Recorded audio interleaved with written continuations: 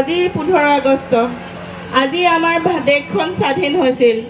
আজি আমাৰ স্বাধীন দেশত আমি পৰাধীন। সেইকাৰণে সকলোৱে আপোনালোকে দেখা পাব সকলোৱে আমাৰ জাতীয় পতাকা আজি উত্তোলন কৰিছে, কিন্তু আমাৰ শিলসাকু উচ্ছেদ প্ৰতিৰোধী ৰাইজে আজি জাতীয় পতাকা উত্তোলন নকৰো।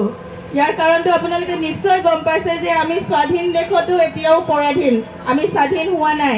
কিয় কাৰণে আমাৰ ঘৰ মাটি এই বিজেপি চৰকাৰৰ দিনত যি চৰকাৰে জাতি মাটি ভেটিৰ কথা কৈছিল, যি চৰকাৰে খিলঞ্জীয়া ৰক্ষা কৰাৰ কথা কৈছিল, সেই চৰকাৰে আমাৰ শিলসাকুত থকা খিলঞ্জীয়াৰ কথা চিন্তা নকৰি তেওঁলোকক উচ্ছেদ কৰিলে।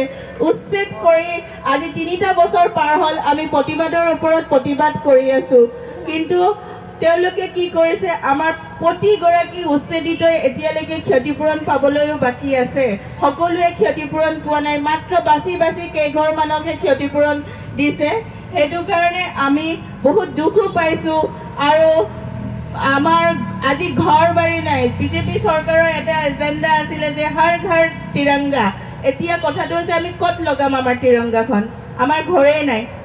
যেতিয়ালৈকে আমি ঘৰ আমাৰ মাটি আমি ঘূৰাই নাপাওঁ তেতিয়ালৈকে আমি সকলো ঐক্যবদ্ধ হৈ থকাৰ এটা সংকল্প লৈছো আজি এই পবিত্ৰ দিনত।